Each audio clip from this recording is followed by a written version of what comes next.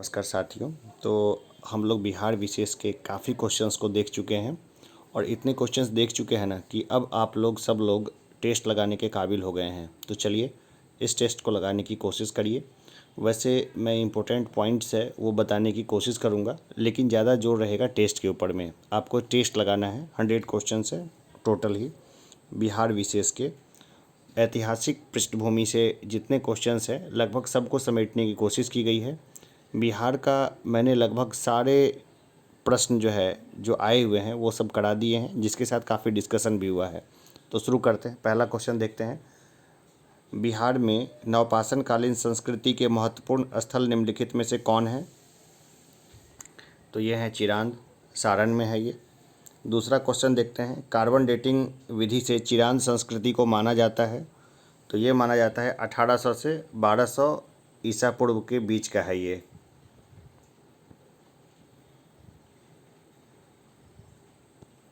तीसरे number question को देखते हैं। निम्नलिखित में से किस ग्रंथ में मगध क्षेत्र में रहने वाले लोगों के लिए व्रात्य शब्द का प्रयोग किया गया है? तो व्रात्य शब्द का प्रयोग किया गया है अथर्ववेद में। बुद्ध के जन्म से पूर्व 6ठी शताब्दी में ईसा पूर्व में भारतीय 16 महाजनपदों में बटा था। इसका उल्लेख किस ग्रंथ से प्राप्त होता है? देखिए, इसका पता चलता है अंगुत्तर निकाय से। निम्नलिखित में से कौन महाजनपद बिहार में नहीं था? तो जो महाजनपद बिहार में नहीं था वो है वत्स। 3 महाजनपद जो थे वो बिहार में थे, अंग, मगध और वज्जी। बिंबिसार, अजातशत्रु, उदयन आदि राजाओं का संबंध किस वंश से था? तो ये सब थे हर्यंक वंश से। प्रसिद्ध चित्रकार चरक किसके समकालीन थे? तो ये थे बिंबिसार के समकालीन। चरक थे बिंबिसार के समकालीन। मगध साम्राज्य की प्रारंभिक राजधानी कहाँ थी? तो मगध साम्राज्य की प्रारंभिक राजधानी थी राजगृह। निम्नलिखित में से किसके शासनकाल में भारत पर सिकंदर का आक्रमण हुआ था? सिकंदर का आक्रमण हुआ था धनानंद के समय में।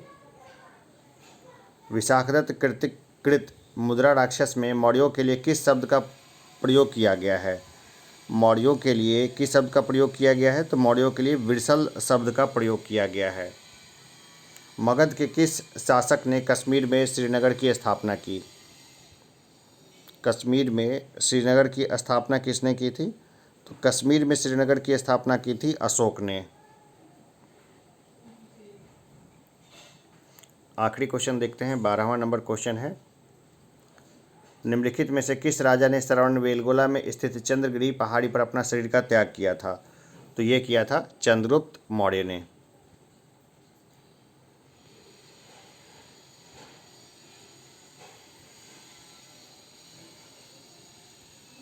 मौर्य सम्राट बिंदुसार किस संप्रदाय का अनुयायी था? मौर्य सम्राट बिंदुसार जो था ना वो आजीवक संप्रदाय का था। ये थोड़ा कट गया, मैं इसको छोटा करके ठीक कर देता हूँ। तो 13 नंबर क्वेश्चन है, तो देखते हैं कि वो आजीवक संप्रदाय का था। कौन से संप्रदाय का था? आजीवक संप्रदाय का था। बिहार क्षेत्र की चर्चा सर्वप्रथम किस साहित्यिक रचना में मिलती है? बिहार क्षेत्र की चर्चा जो है सर्वप्रथम मिलती है शतपथ ब्राह्मण में। ये देखिए फिर कट गया, मैं इसको छोटा करके यहाँ दिखा देता हूँ।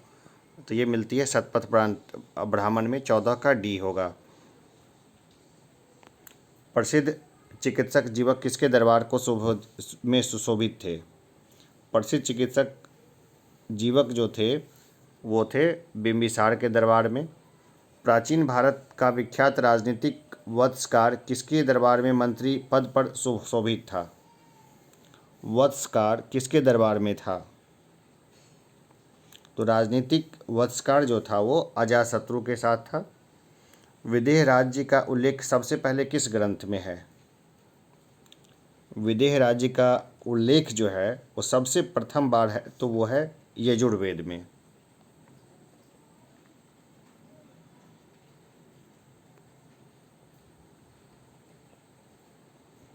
अशोक के साम्राज्य की दक्षिणी सीमा पर कौन सा राज्य स्थित नहीं था? देखिए, तो दक्षिणी सीमा पर कौन सा राज्य स्थित नहीं था पूछ रहा है। तो चोल स्थित था, चेर भी स्थित था और पांड्य भी स्थित था। तीनों दक्षिण में ही था।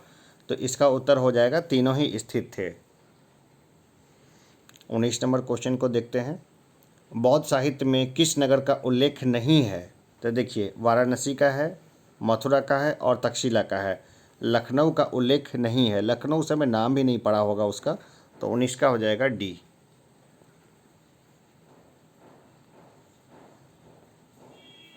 20वें नंबर क्वेश्चन पे आते हैं। अशोक ने किस बौद्ध भिक्षु से बौद्ध धर्म की दीक्षा ग्रहण की थी?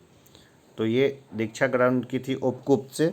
बौद्ध धर्म की दीक्षा जो है अशोक ने ग्रहण की थी उपगुप्त से। महावीर का जन्म स्थान है, अब ये देखिए, महावीर का जन्म स्थान है तो कहाँ पर है? तो ये है, महावीर का जन्म जो हुआ था ना, ये हुआ था कुंडग्राम में। जैन धर्म और बौद्ध धर्म में क्या समानता है? तो देखिए, जो नहीं समानता है उसको मैं बता दूं, ठीक है ना। जैन धर्म और बौद्ध धर्म में क्या समानता थी, ठीक है ना। तो सबसे पहले देखते हैं कि दोनों में जो समानता थी वो था कि पशु बलि का विरोध। दोनों ने ही पशु बलि का जो है विरोध किया है। जाति प्रथा की मान्यता दोनों में नहीं है। आत्मा के पुनर्जन्म में अविश्वास नहीं, दोनों को ही विश्वास है आत्मा के पुनर्जन्म में। वेदों को दैवी रचना के रूप में स्वीकार करना नहीं, ये भी नहीं है, ठीक है ना। तो दोनों में जो समानता है वो यही है कि पशु बलि का विरोध। जाति प्रथा की मान्यता जो है वो दोनों में ही नहीं है। आत्मा के पुनर्जन्म में अविश्वास नहीं, दोनों को ही विश्वास है, ठीक है ना। वेदों को दैवी रचना के रूप में स्वीकार करना नहीं, दोनों ने ही इसको अस्वीकार किया है। समानता बस देखिए, यहाँ पर उत्तर ना एक से अधिक, वेदों को दैवी रचना के रूप में स्वीकार करना नहीं, दोनों ने ही स्वीकार नहीं किया है, तो ये भी एक समानता है, ठीक है ना। तो इसका उत्तर ना एक से अधिक हो सकता है। ई अगर उत्तर रहता ना तो हम ई की तरफ जाते। वैसे जो सर्वाधिक सही उत्तर जो है वो है पशु बलि का विरोध। चलिए आगे देखते हैं, हम लोग 23वें नंबर क्वेश्चन पे आते हैं। तृतीय बौद्ध संगीति का आयोजन किसके शासनकाल में हुआ था? तृतीय बौद्ध संगीति का जो आयोजन था वो अशोक के शासनकाल में हुआ था। प्रथम बौद्ध संगीति का आयोजन कहाँ हुआ था? प्रथम बौद्ध संगीति का आयोजन हुआ था राजगीर में। द्वितीय बौद्ध संगीति का आयोजन कहाँ हुआ था? द्वितीय बौद्ध संगीति का आयोजन किस शासक ने किया? तो ये किया था कालाशोक ने।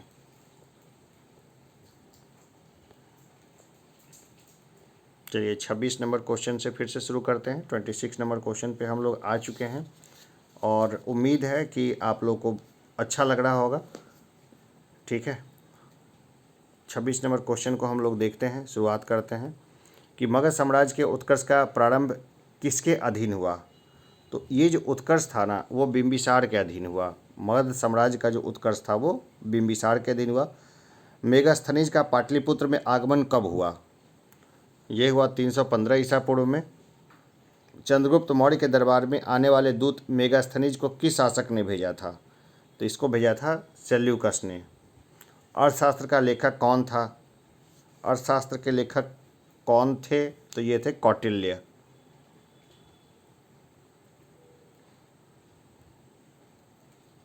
तीसवें नंबर क्वेश्चन पे आए गए हम लोग। अशोक द्वारा अपने पड़ोसियों के साथ मैत्रीपूर्ण संबंध का उल्लेख किस अभिलेख में है?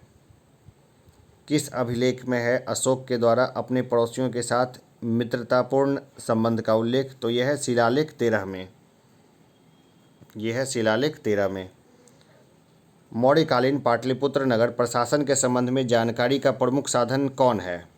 मौर्यकालीन पाटलिपुत्र नगर प्रशासन के संबंध में जानकारी का प्रमुख साधन कौन है? तो यह है इंडिका। गलती से भी अर्थशास्त्र की तरफ मत जाइएगा, क्योंकि उसमें जो है ना राजा के राज नियमों के बारे में उल्लेख है, ना कि प्रशासन के बारे में जानकारी है। धर्मपाल ने विद्या को प्रश्रय देने के क्रम में किस विश्वविद्यालय की स्थापना की? धर्मपाल ने किस विश्वविद्यालय की स्थापना की? तो वो स्थापना की धर्मपाल ने विक्रमशिला विश्वविद्यालय की।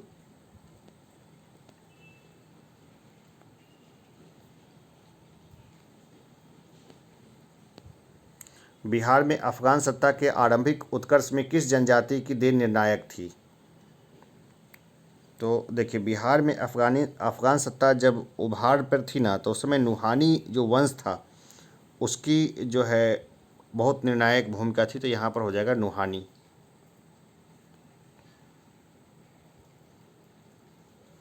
बिहार के सुप्रसिद्ध सूफी संत मखदूम साहब के पत्रों का एक संकलन किस नाम से प्रसिद्ध है? तो ये है, इसका नाम है मकतूबाते सदी। मकतूबाते सदी। निम्नांकित में से कौन सूफी संप्रदाय में सर्वाधिक लोकप्रिय रहा? सर्वाधिक लोकप्रिय जो सूफी थे, सूफी संप्रदाय था, वो था फिरदौसी। बिहार के महत्वपूर्ण सूफी संतों में सबसे आरंभिक नाम किसका है? इमाम ताज फकीह का। गढ़वाल वंशीय शासकों द्वारा बिहार में तुरुस्क दंड की वसूली की चर्चा एक अभिलेख में मिलती है। इसकी प्राप्ति कहाँ हुई?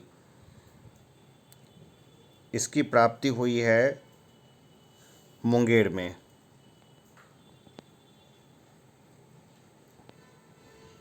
बिहार में तुर्क सत्ता की स्थापना कब हुई? ये हुई 1198 में। चलिए आगे देखते हैं, अगला क्वेश्चन पे आते हैं। देखिए एकदम सिंपल क्वेश्चन भी कई बार देते हैं, तो इस सिंपल क्वेश्चन को भी देख लेते हैं। निम्नलिखित को सुमेलित कीजिए। मौर्य वंश का संस्थापक। अब जाहिर सी बात है कि मौर्य वंश का संस्थापक कौन था? तो ये था चंद्रगुप्त। ठीक है। नंद वंश का संस्थापक। नंद वंश का संस्थापक कौन था? तो ये था महापद्मनंद। नंद वंश का अंतिम शासक, नंद वंश का अंतिम शासक था धनानंद। मौर्य वंश का अंतिम शासक ये था बृहद्रथ। ठीक है, बहुत सिंपल है। अब आप इसमें देख लीजिए कि ऑप्शन में कौन सा जो है वो सही होता है। तो ये बी इसका ज़्यादा सही उत्तर लग रहा है। बी सही उत्तर, क्या बी ही सही उत्तर होगा इसका? आगे देखते हैं।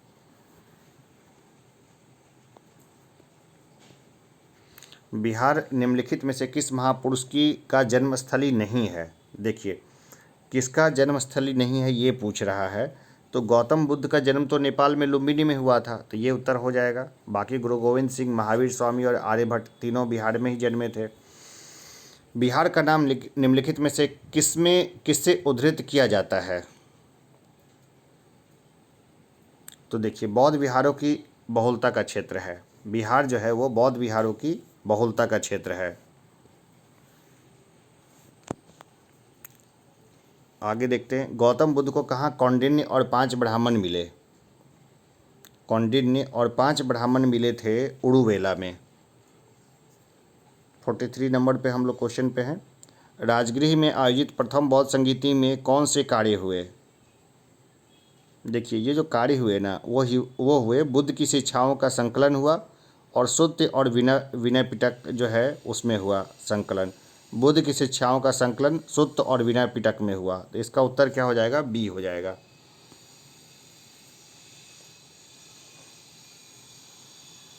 अब देखिए हम लोग आ गए हैं 44 नंबर क्वेश्चन पे। ठीक है ना? तो देखिए इसमें क्या है कि निम्न युग्मों को सुमेलित करें। प्रथम बौद्ध संगीति, देखिए एक फार्मूला है, इसको घोट जाइए। रावय पाक। ठीक है ना? ये जितने बौद्ध संगीति है ना, यहीं से आपका सब निपट जाएगा रावय पाक से। देखिए प्रथम संगीति हुई राजगृह में। ठीक है ना? द्वितीय संगीति हुई वैशाली में। तृतीय संगीत हुई पाटलिपुत्र में, और चौथी हुई कश्मीर कुंडलवन में। ठीक है, तो इसमें सब निपट जाएगा। तो चलिए इसमें हम आपको फिर बता दें कैसे होगा ये। प्रथम संगीति जो हुई थी वो कहाँ हुई थी? राजगृह में, रावय। द्वितीय संगीति कहाँ हुई थी? वैशाली में। तृतीय संगीति कहाँ हुई? तो पाटलिपुत्र में। और चतुर्थ संगीति कहाँ हुई?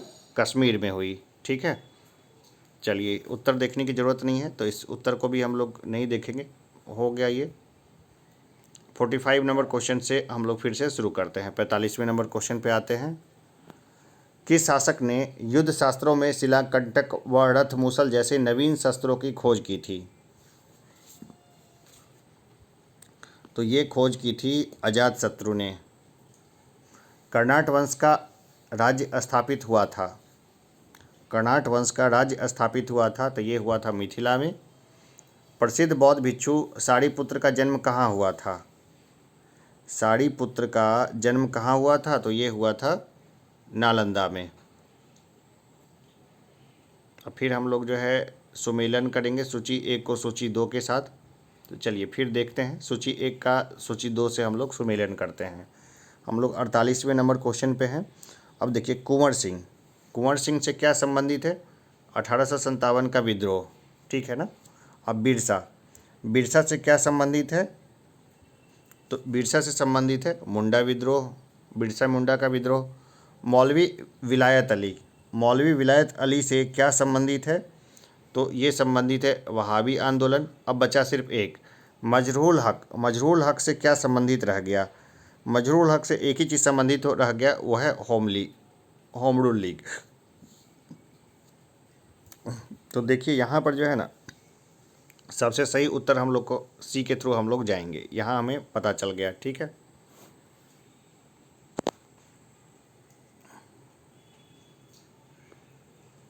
उनचासवें नंबर क्वेश्चन को देखते हैं। सिख गुरुओं में सर्वप्रथम बिहार का भ्रमण किसने किया? तो ये किया गुरु नानक देव ने। मिथिला के कर्नाट वंश के शासकों की राजधानी कहाँ थी? तो ये थी सिमरावगढ़। कर्नाट वंश का अंतिम शासक कौन था? था हरि सिंह। ये सब डरपोक टाइप के थे भाई, अब बुरा मानो या भला, लेकिन ये सब जो था ना, सब इंटू चिंटू थे। जहाँ आक्रमण हुआ कि भाग गए, नेपाल भाग गए, गुमनाम हो गए, लड़ते लड़ते मरते तो थोड़ा इतिहास बनता। चलिए आगे देखते हैं। बंगाल, बिहार व उड़ीसा की दीवानी अधिकार ईस्ट इंडिया कंपनी को किसने प्रदान किया था? तो ये प्रदान किया था शाह आलम द्वितीय ने।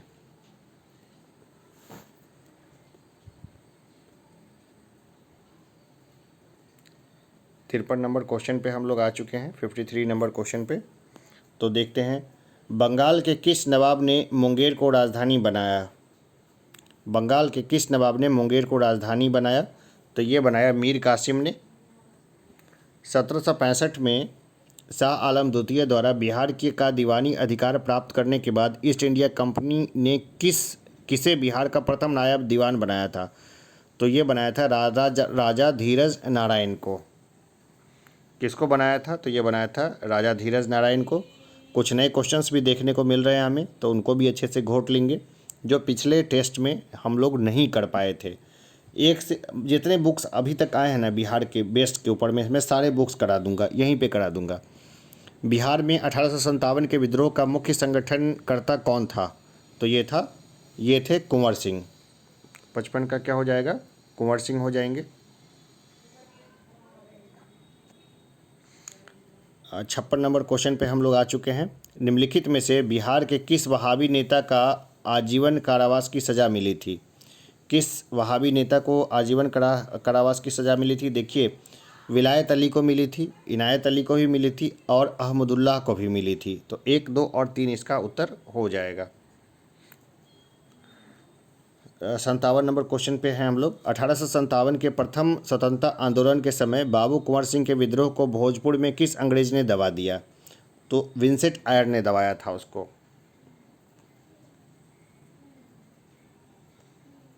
58 नंबर क्वेश्चन पे हम लोग हैं। 23 अप्रैल 1857 को बाबू कुंवर सिंह को किसके साथ मुठभेड़ में गोली लगी थी? तो ये गोली लगी थी कैप्टन ली ग्रांट के साथ। जब मुठभेड़ हो रही थी ना, तब उनको गोली लग गई थी।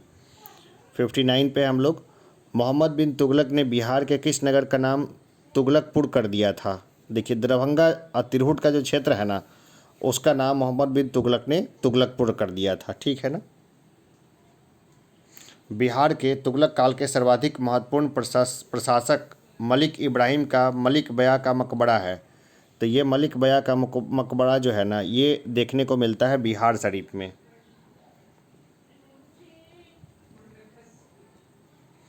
इब्राहिम लोदी के काल में बिहार का वह सूबेदार जिसने सुल्तान के विरुद्ध विद्रोह किया। भाई बिहार के तुगलक, हाँ चलिए हो गया। इब्राहिम लोदी के काल में बिहार का वह सूबेदार जिसने सुल्तान के विरुद्ध विद्रोह किया, तो वो था दरिया खां नोहानी, ठीक है ना। वो कौन था? तो वो था दरिया खां नोहानी। शेर शाह बाद में इसी से संबंधित बाद में निकले हैं यहीं से। सब लोगों ने लगभग पढ़ रखा होगा, जिन्होंने नहीं पढ़ा है उनको मैं डिटेल से बताऊंगा।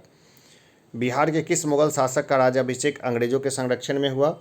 तो ये शाह आलम द्वितीय था। इनका जो है अंग्रेजों के संरक्षण में राज्याभिषेक हुआ।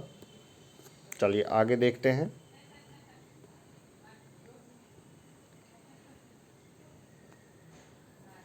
हम लोग आगे हैं कि 1556-57 में मुगल शासक अकबर ने किसके विद्वता से प्रभावित होकर उसे मिथिला का राज्य दे दिया था?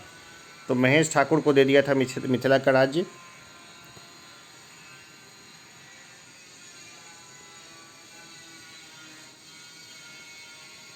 अठारह के विद्रोह के संदर्भ में निम्नलिखित में से असत्य कथन का चयन कीजिए। तो देखिए, असत्य कथन का जो चयन कीजिए तो उसमें एक कथन असत्य मुझे दिखाई पड़ता है कि बाबू कुंवर सिंह ने पटना में अंग्रेजों की व्यापक स्तर पर हत्या की। ये नहीं होगा, डी नहीं होगा। बाकी जो सत्य है, जो सही है, उसको भी हम लोग देख लेते हैं। तो पटना में 3 जुलाई 1857 को एक व्यापक विद्रोह पीर अली के नेतृत्व में प्रारंभ हुआ। बिल्कुल ये सही है। रोहिणी छावनी से सैनिक विद्रोह के बाद इसका मुख्यालय भागलपुर स्थानांतरित कर दिया गया। ये भी सही है। पटना, शाहाबाद, सारण, चंपारण आदि जिलों में मार्शल लॉ लागू किया गया। ये भी सही है।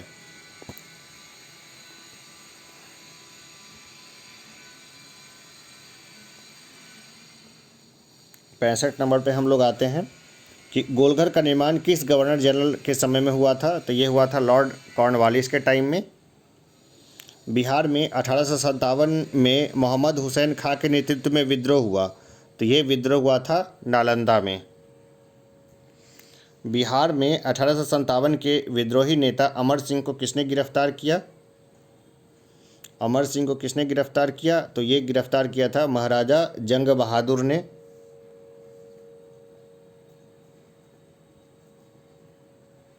68 नंबर पे हम लोग आते हैं। बिहार की पृथक राज्य के रूप में स्थापना कराने में किस राजनेता का सक्रिय योगदान था? तो ये योगदान था डॉक्टर सच्चिदानंद सिन्हा का। बिहार राज्य की स्थापना की घोषणा किस दिन हुई? घोषणा हुई थी 12 दिसंबर 1911 को। ठीक है ना, घोषणा हुई थी 12 दिसंबर 1911 को। बिहार राज्य की स्थापना का विधिवत उद्घाटन किस दिन हुआ? ये हुआ 1 अप्रैल 1912 को। यह कट रहा है यहाँ, तो मैं ऊपर करके दिखा देता हूँ।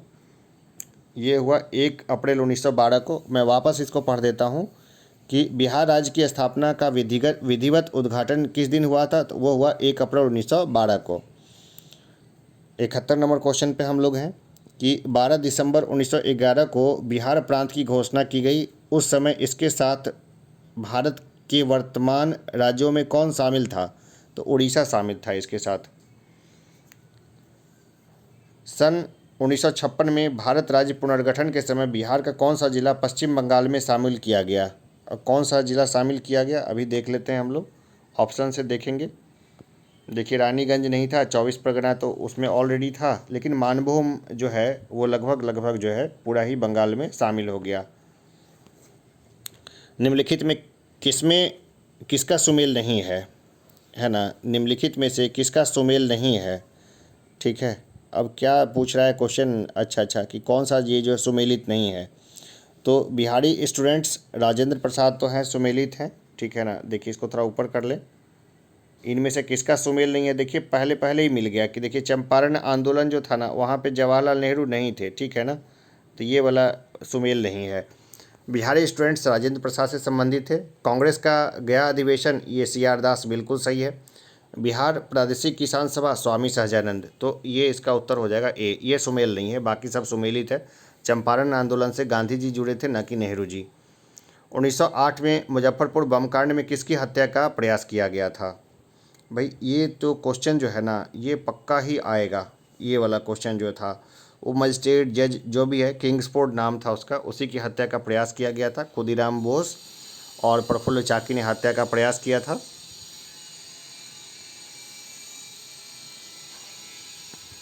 मुजफ्फरपुर बम कांड 1908 के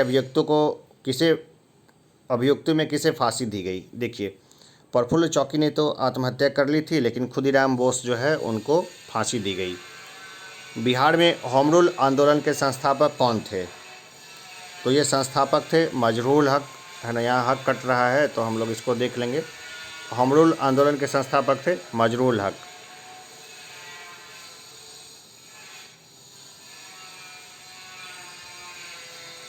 सेवेंटी 77 नंबर क्वेश्चन पे हम लोग आते हैं। निम्नांकित बिहारी नेताओं में किसे 1914 में कांग्रेस द्वारा इंग्लैंड भेजे गए शिष्टमंडल का सदस्य बनाया गया? तो इंग्लैंड भेजे गए जो शिष्टमंडल के सदस्य थे वो थे मजहरूल हक। 78 नंबर क्वेश्चन पे आते हैं। बिहार में खिलाफत आंदोलन का प्रारंभ कब हुआ? तो ये हुआ था 1919 में। खिलाफत आंदोलन का प्रारंभ कब हुआ? तो ये हुआ 1919 में। कांग्रेस के 1912 के बांकीपुर अधिवेशन की अध्यक्षता किसने की थी? ये अध्यक्षता की थी RN माधोलकर ने।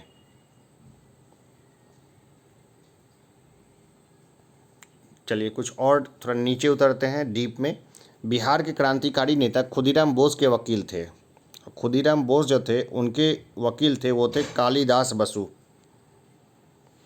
पटना में अनुशीलन समिति की शाखा स्थापित की थी, तो ये स्थापित की थी सचिंद्रनाथ सान्याल ने। पटना भवानी मंदिर की स्थापना किसने की थी? भाई भवानी मंदिर नाम से एकदम लग रहा है कि क्या चीज़ था वो। तो जहाँ तक मुझे लगता है कि इसकी स्थापना भी जो था ना वो सचिंद्रनाथ सान्याल ने ही की थी। चलिए ऑप्शन में मिल भी गया सचिंद्रनाथ सान्याल, ठीक है ना। तो इसकी स्थापना भी किसने की थी? तो सचिंद्रनाथ सान्याल ने की थी। भागलपुर में सक्रिय क्रांतिकारी रेवती नाग का संबंध किस संगठन से था? रेवती नाग का जो संबंध था वो था अनुशीलन समिति से। अब देखिए असत्य युग्म का चयन कीजिए। अब देखिए असत्य युग्म मुझे तो पहले ही दिख गया कि असत्य कौन सा है। नंगी हड़ताल छपरा में हुई थी। स्वराज कथा जो है बाल मुकुंद जो वाजपेयी से संबंधित है। और सरहवेशी गुप्त क्रांतिकारी संगठन था। अब लोटा विद्रोह का तो मुजफ्फरपुर मुझे दिख नहीं रहा, ठीक है ना। तो मुझे लगता है ये असत्य युग्म होगा 84 का ए। वैसे मुझे बताइएगा कि लोटा विद्रोह कहाँ हुआ था, थोड़ा सा मुझे भी कन्फ्यूजन है, तो कमेंट बॉक्स में मुझे ज़रूर बताइएगा। अब है चंपारण सत्याग्रह के संबंध में असत्य कथन का चयन कीजिए। चलिए तो थोड़ा सा देख लेते हैं सारे ऑप्शंस को। यह गांधी जी का भारत में पहला सत्याग्रह था, ये तो सही है, असत्य चुनना है। चंपारण के किसानों की दयनीय दशा की ओर गांधी जी का ध्यान राजकुमार शुक्ल ने आकृष्ट कराया, ये भी सही है। चंपारण में तिनकठिया नामक शोषणकारी प्रथा थी और बगान मालिकों द्वारा तनाव सरहवेशी और अववाब के रूप में किसानों से अवैध वसूली की जाती थी, ये भी ठीक है ना। अब देखिए चंपारण सत्याग्रह के दौरान गांधी जी ने मिल मजदूरों की समस्याओं को भी ब्रिटिश सरकार के समक्ष जोरदार ढंग से उठाया। नहीं, ऐसा नहीं हुआ था, ये हुआ था अहमदाबाद में। चंपारण के बाद गांधी जी अहमदाबाद गए थे तो वहाँ इस तरह की बात हुई थी। आगे हम लोग देखते हैं 86 नंबर क्वेश्चन पे आ गए हैं कि गांधी जी के चंपारण आंदोलन के समक्ष झुकते हुए किसानों की समस्या के अध्ययन के लिए सरकार ने चंपारण एग्रेरियन कमेटी किसकी अध्यक्षता में नियुक्त की थी? अच्छा, यहाँ हम लोग 86 नंबर क्वेश्चन मैंने पढ़ा है, किसकी अध्यक्षता में चंपारण एग्रेरियन कमेटी का गठन हुआ था? तो ये थे FC सलाई।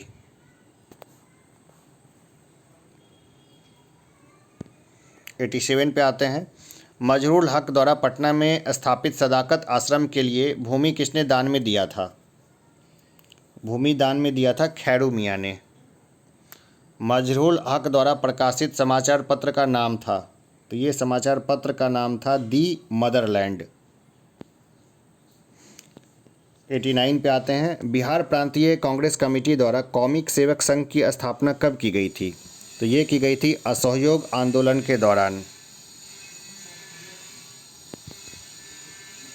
90 नंबर क्वेश्चन पे हम लोग पहुंच चुके हैं कि 1928 में पटना में साइमन कमीशन का बहिष्कार का नेतृत्व किसने किया था? ये नेतृत्व किया था अनुग्रह नारायण सिंह ने, ठीक है, ये नेतृत्व किया था अनुग्रह नारायण सिंह ने।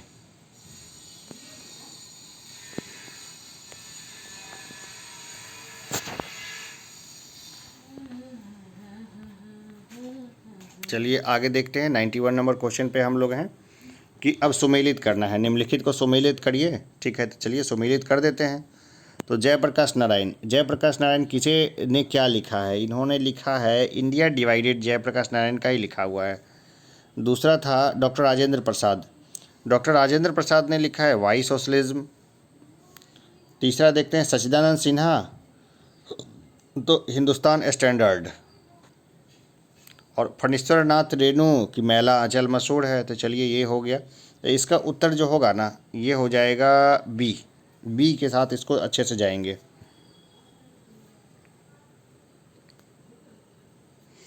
नाइन्टी 92 नंबर पे आते हैं। श्री बैकुंठ शुक्ल को किस कांड के लिए फांसी की सज़ा दी गई थी? तो फणींद्रनाथ घोष हत्याकांड के लिए इनको फांसी की सज़ा दी गई थी।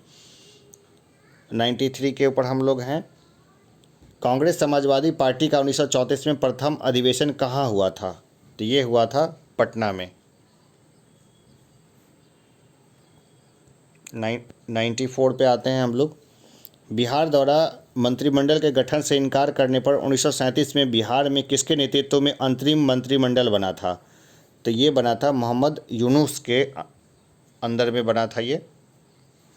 यूथ लीग और तूफानी जत्था का गठन किसके द्वारा किया गया था? तो ये किया गया था समाजवादियों द्वारा। और समाजवादी कौन थे? जयप्रकाश नारायण। 96 नंबर क्वेश्चन पे है। वर्ष 1921 में पटना में स्थापित बिहार राष्ट्रीय महाविद्यालय का उद्घाटन किसने किया था? तो ये किया था महात्मा गांधी ने। बिहार राष्ट्रीय महाविद्यालय के प्राचार्य पद पर निम्न में से किसकी नियुक्ति हुई थी? ये नियुक्ति हुई थी डॉक्टर राजेंद्र प्रसाद की।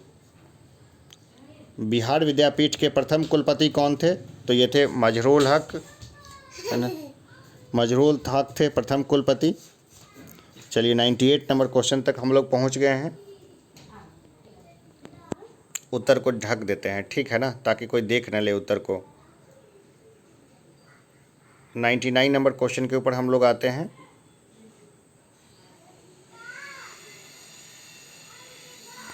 असहयोग आंदोलन के दौरान प्रिंस ऑफ वेल्स ने पटना की यात्रा कब की थी? तो ये की थी 22 से 23 दिसंबर 1921 को। 100 नंबर क्वेश्चन पे हम लोग। श्री राजेंद्र प्रसाद निम्न में से किस नगर पालिका के चेयरमैन 1923 में निर्वाचित हुए? तो ये हुए थे पटना के चेयरमैन। ये क्वेश्चन आया हुआ है। तो चलिए इतना जो है वो है, ऐसे और भी क्वेश्चंस देता रहूँगा सारे क्वेश्चंस। बिहार स्पेशल में आपका कुछ भी छूटने नहीं दूंगा, ठीक है ना। बहुत लंबे 4 से 5 घंटे का वीडियो बनाने का कोई मतलब मुझे नहीं दिखता। जो टॉपिक आपका कमज़ोर है ना, बस उसी टॉपिक को पढ़िए या फिर साइंटिफिक तरीके से पढ़िए। साइंटिफिक तरीका ये है कि एक व्यक्ति 45 मिनट तक मैक्सिमम जो है कंसंट्रेट हो सकता है। तो अगर 3 से 4 घंटे का वीडियो मैं देता हूँ तो बहुत लोग हैं ना उसको क्विट कर लेंगे, या बहुत सारा चीज़ आता होगा तो आपके लिए बोझ हो जाएगा। जितना नहीं आता है उतना ही पढ़िए। अगर आपको अच्छा लगा हो तो इसको लाइक करिए, अच्छा नहीं लगा हो तो डिसलाइक करिए। अगर आपको लगे कि किसी और को इसको भेजना चाहिए तो इसको किसी और को भी आप इसको फॉरवर्ड कर सकते हैं। नॉर्थ बिहार पूरा का पूरा जो है बिहार में डूबा हुआ है अभी फ़िलहाल। मैं जहाँ से रिकॉर्ड कर रहा हूँ ये जगह भी काफ़ी ज़्यादा प्रभावित है बाढ़ से। तो मैंने उनके भले के लिए इसको बनाया है, इसका और कोई उद्देश्य नहीं है। तो चलिए अभी के लिए इतना ही, धन्यवाद।